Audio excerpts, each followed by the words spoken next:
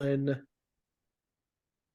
hello and welcome everyone to the XExamine podcast. Hope everyone has had a great start to their new year. I, for one, have been on vacation and I have been out of the news loop. So I'm hoping that my co-host today could fill me on what kind of shenanigans have been happening in the last few weeks. So if you would, what has been happening in the world? Well, I think that 2,000 jets is a good way to summarize this. So the next Davos meeting, which I unaffectionately refer to as the Summit of Evil, that will be populated via 2,000 private jets, where this cacophony that will erupt globally, so all these very powerful people can convene in one location. They'll probably be discussing very important topics such as why you shouldn't be allowed to use a gas stove anymore, why you Neanderthals need to start eating bugs again, possibly 3D printed meat. Now, granted, like while I'm telling you to do this, like I'm at the meeting, I'm going to be eating the highest quality, biggest carbon footprint meals you can imagine. And they might also be talking about how you can't drive maybe on a certain day, or you shouldn't have a vehicle painted black. um, Maybe how to disarm the population again further. Maybe not outright, like just tax them to death or something like that, where it becomes financially infeasible or face felonies. um, but essentially, the goal is to just create as large of a carbon footprint, and then in order to offset that, just distribute that onto the global population and say, listen, I flew a jet with 2,000 of my friends to this location, so I'm going to need you to maybe turn down the AC a little bit, turn down the heat a little bit. Like, you need to suffer, that way I can have my meeting. Does that sound like a plan? It sounds pretty good to me if you're one of those Davosonian men, you know. But it's a skewed conception of one, the public shouldn't even be listening to these clowns. Two, we should resist pretty much everything they say, obviously, because if the only thing they're after is to control all of our lives, then this is like a game to them. It's just like we're the simulation for their, actions to take place so they can feel good about a certain number at the end of the day.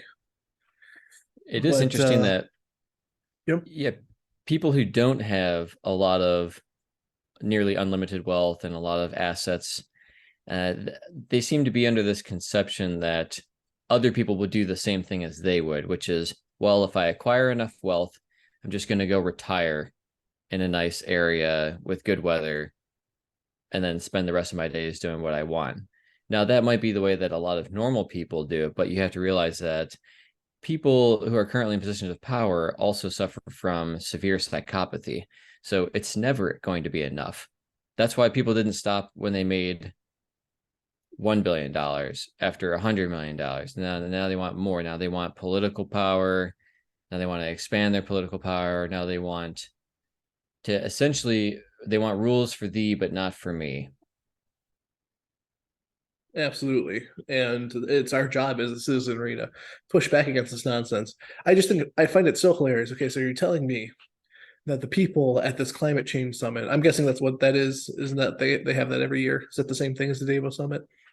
Uh, I would say that that's a fair assessment to equate those two. Because, well, climate change is really like the delivery vehicle. That's how they deliver their decrees to further subjugate the global population to varying degrees. It's I all think under it's that interesting too. guise. Yeah, it's really interesting too that they use something like climate, something that is like notoriously um, difficult for our systems of computation and our understanding of the actual like physical weather system. That it would be the exact thing to go into. It's like a black box more or less. Something Yeah, and where it's very difficult to verify this information, and it's like, oh well, you just got to believe us, sort of. mentality, it really is setting up like a perfect vehicle to enact this sort of nonsense. And there's actually a built-in appeal to emotion because it plays on our perception of temporality. And what I mean by that is um, most of us on this planet were not around 100 years ago. Well, the Earth has been around for far longer than 100 years. But even if you take the oldest humans on the planet, they have a very subjective experience of if they've ever seen a cyclone or felt an earthquake. And so a lot of this is, well, wildfires are getting worse. The hurricanes are getting worse. It's like, compared to what? I mean, if you believe in like a big bang, like there were far more uh, energetically impressive events that happened in the cosmos. And do we even have enough data points to really say one way or the other, like that these natural weather events have gotten worse, better, or stayed the same? And I think that that's probably why they need to use nebulous terms. So global warming, as we notice, has kind of fallen off to the wayside because people were realizing, well, sometimes it doesn't seem to be the case with my experience of temporality. And then they said, well, sometimes in some areas it gets hotter, in some areas it gets colder. It's like, well, sometimes it's up in this area, sometimes it's down in this area, but 100% of the time it's your fault because in the last 100 years of burning things, now all of a sudden we're responsible for all of it. And that just, it's almost hubris. That comes from hubris. That's saying that we are so godlike that we can do these things. So it's almost, I think, maybe an overinflated sense of ourselves. But as long as you can create a nebulous term, you can apply it to more things. You can incorporate a greater span of capture. Because global warming, well, then you're going to get people that on a snowy day say, oh, look at that global warming. Then, well, it's like, yes, weather is slightly different than climate. But still, there are so many larger factors. So if I just call it climate change, change is a very nebulous term, and climate is literally all inclusive. So I can have it apply to seemingly anything and everything, much like social media's terms of service. Absolutely. I think you said that very well. What I would like to add to it is kind of just like take people down this path of, you know, psychopaths are very good at manipulating people. The thing is that they use up trust very quickly as a currency, and they have to move after that usually. So like psychopathic behavior is like they go into an area, they have to move away from the place that they originally were at because they've manipulated so many people in that area that no one trusts them anymore.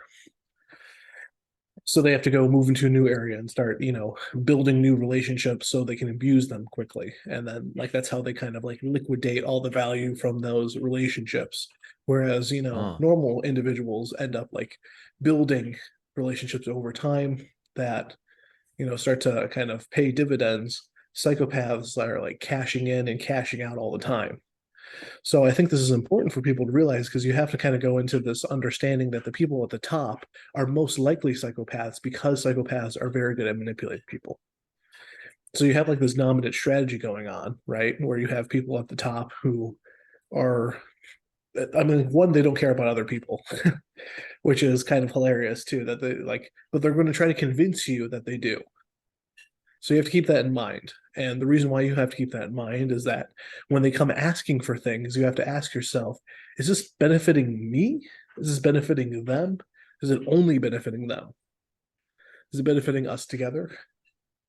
Uh, and that way you can start to understand, I would say like at a level beyond which the facts cannot, solve for something. So like climate is a great example because if it was just easily understood by individuals that like they could see the value proposition for what it is.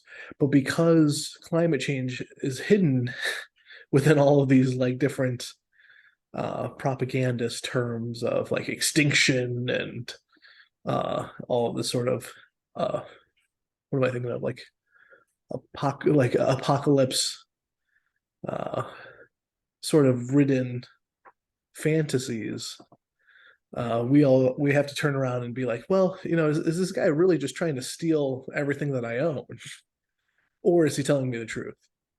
And I feel like that's a very difficult thing to tell with these things. But because I think there's so much evidence kind of around the fact that these people are likely just trying to give themselves a better position, and the fact that they are, you know, enacting hypocrisy, flying these jets, importing really expensive food stuffs that are very carbon intensive, that they don't believe what they're saying.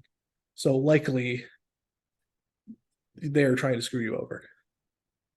Would it be fair to say, and I like that analysis, that anybody or most people who have power over you or who could be in a position to gain because of you, those people should be presumed guilty until overwhelming evidence and time proves otherwise? I wouldn't say guilty. I would say untrustworthy, that they have to go through a more Yeah. intensive trust gaining process, but they're also really good at that because they're really good at manipulating that. Yes. So I think people themselves have to create that sort of gap, that barrier themselves by being skeptical of these faraway people who don't live by them, that don't live the same lives as them and their family, who don't care about them, who only seem to care very specifically about this particular subject and not others, that this should be like triggering red flags inside your mind. Okay. I like that. Yeah. Untrustworthy until overwhelmingly shown otherwise, especially just because the risk is so great that you could. What we really don't want to see happen is we end up in a position where we've been so trusting that by the time we realize it's a trap, if it is, there's Mm-hmm. no way out. Now, there's also ways to manipulate this that I'm going to talk about right now, which is also why it's important to keep on your toes regardless.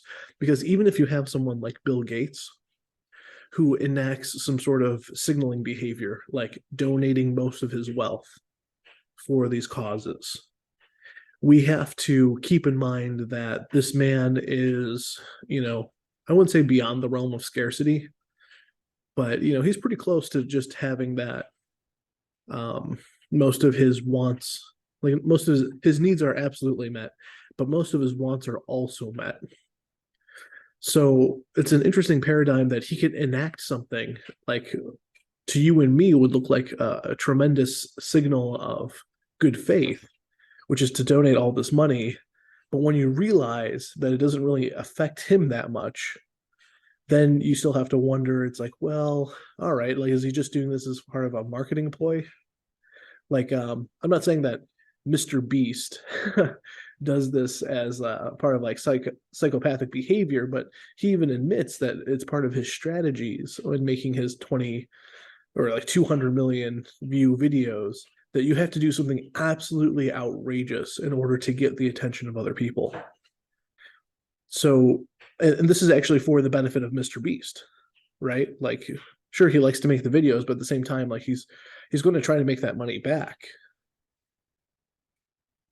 And so it's not like he does enact philanthropy, sure, but a lot of people need to realize that it's not always a one-way street. This isn't pure altruistic behavior, You know, even if the signal is pretty intense. speaking of that altruistic behavior and this topic of philanthropy, it was reminding me of being at a checkout and it's, hey, you want to donate $1 to this cause.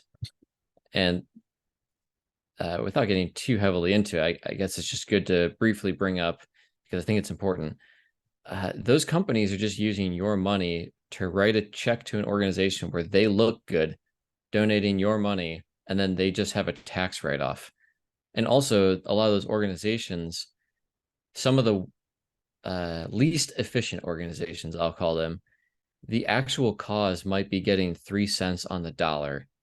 So you think you're giving them $1, you're really giving them 3 cents. The other 97%, or the other 97 cents and 97% is just going to overhead, managerial fees, plane tickets for execs to fly around and have their meetings and talk about how great they are and how much good they're doing in the world, which there does need to be awareness for those things. But It seems like some people have forgotten that they can make a local impact, or they can make the greatest impact directly by giving of their time, their energy, helping neighbors, helping other random people in real ways that affect real change, or by even just if you directly gave money to a cause. You went down to like your local food pantry and gave them $100.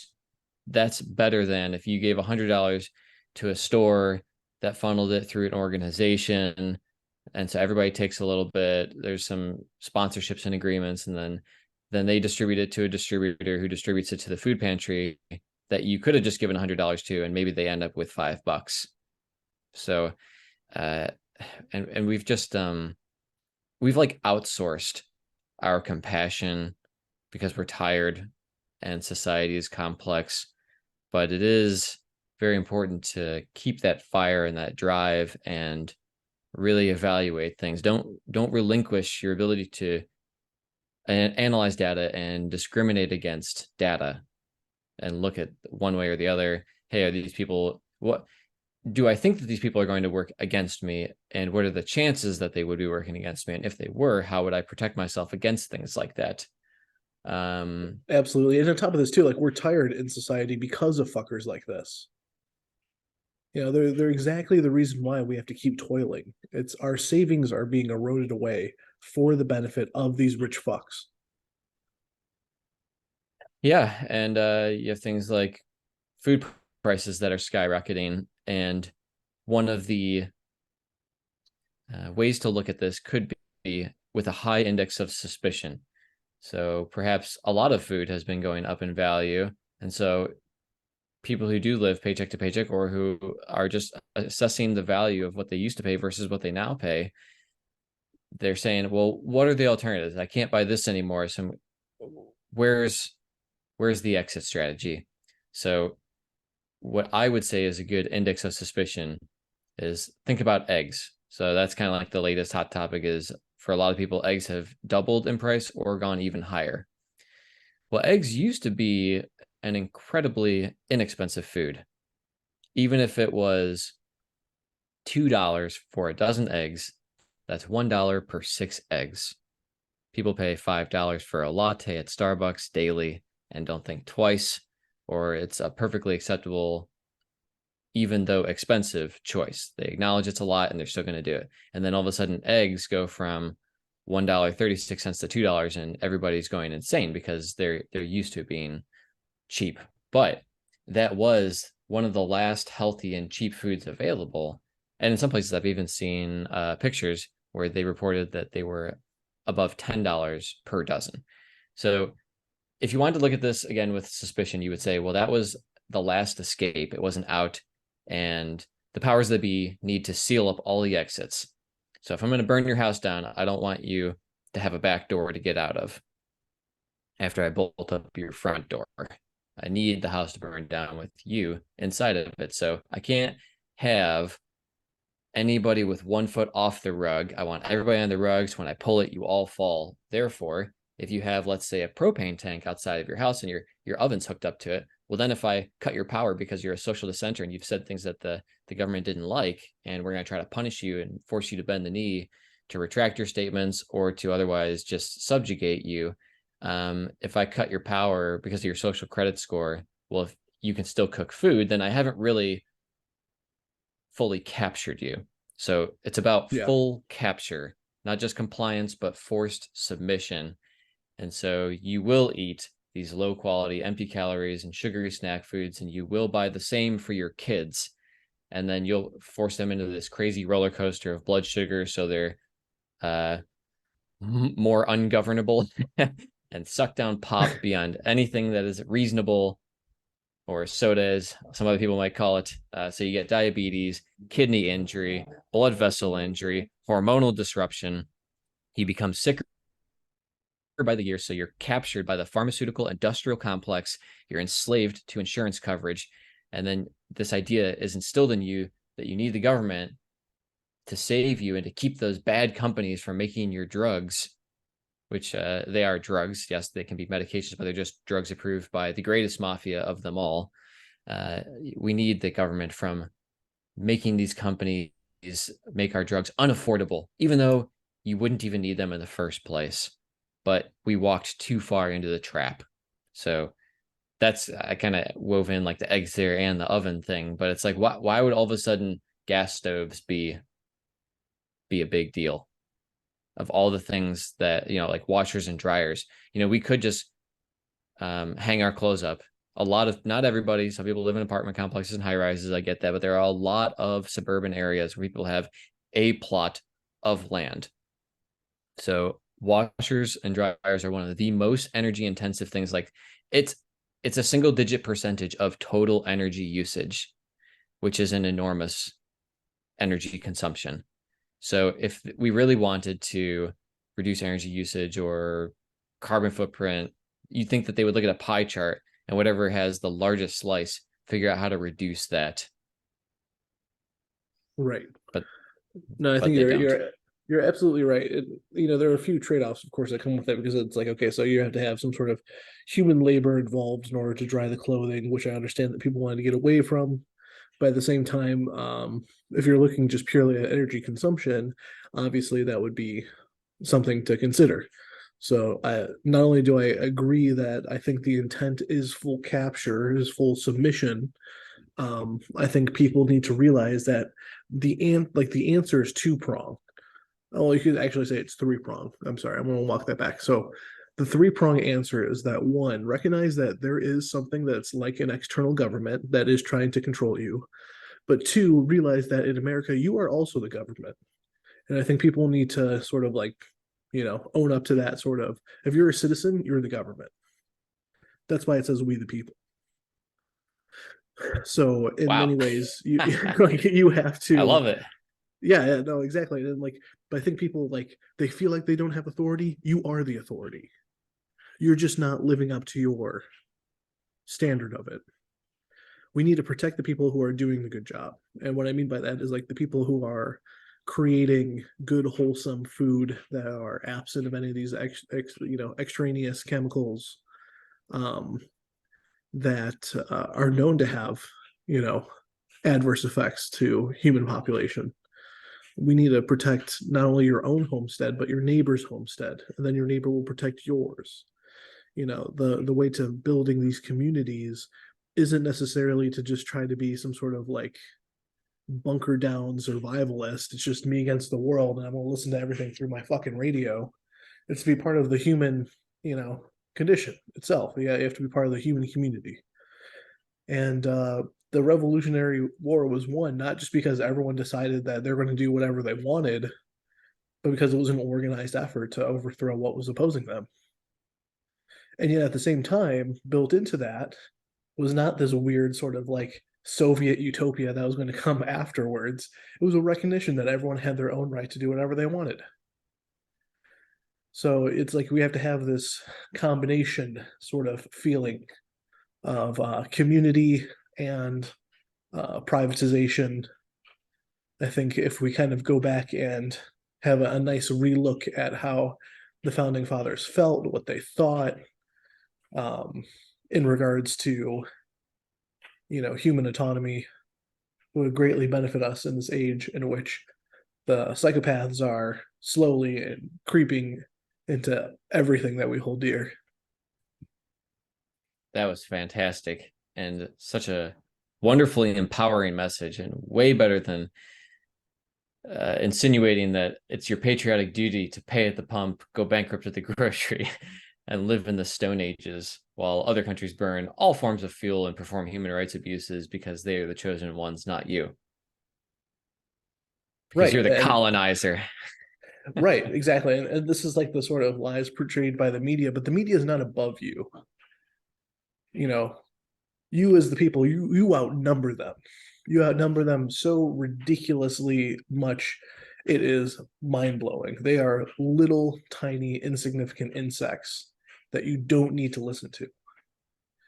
And they're insects that chirp endlessly because it benefits them, because they want, your attention so they can sell you something, so they can, well, it's not even to sell you something. It's like they want your attention so they can market someone else's product because that's how they get paid.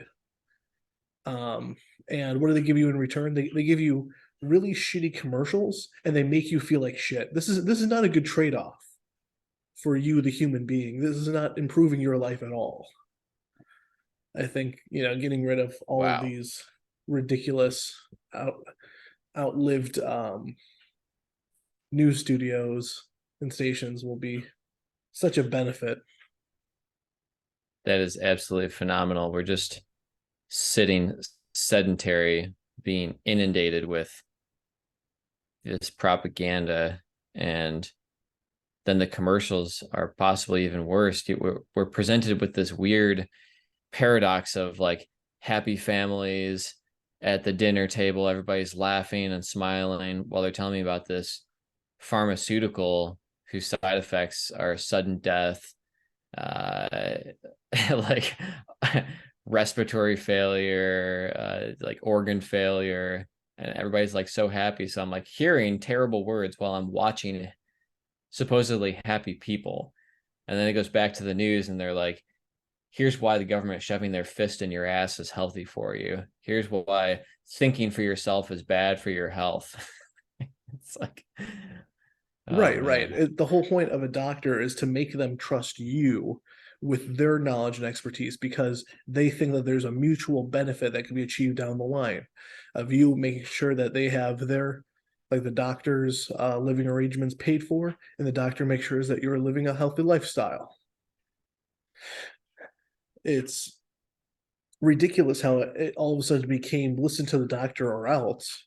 It's like, no, no. The whole point of a doctor is that I could fire him if I don't fucking like him.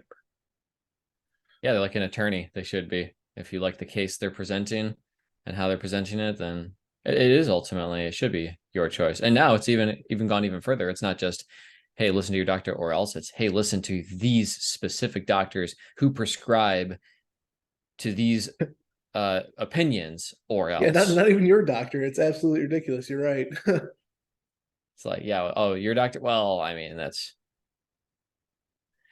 oh It's my like we get this like I goodness. don't agree with whatever comes out of Harvard or Yale just because it comes out of Harvard and Yale. It's they are just a few institutions. Are they good? Do they have some historical precedents? Sure. Sure. Are they everything in this world? Absolutely not. Absolutely not. And there have been so many innovations not made there by people who just wanted to make things that worked. That's true. Fair point. Yeah, so we just need to restore not only the skepticism, but the realization that we hold the power, as you said so eloquently, that it is we the people. We are the government. We grant them authority to manage things, but not to rule us. And uh yeah, what do you think about all that? I think, in conclusion, I will state that the psychopaths cannot win if Hmm, we do not let them win. And as soon as we make that decision, and as soon as we pay more attention to what's going on, we can see the real wolves in sheep's clothing. woo! I like that.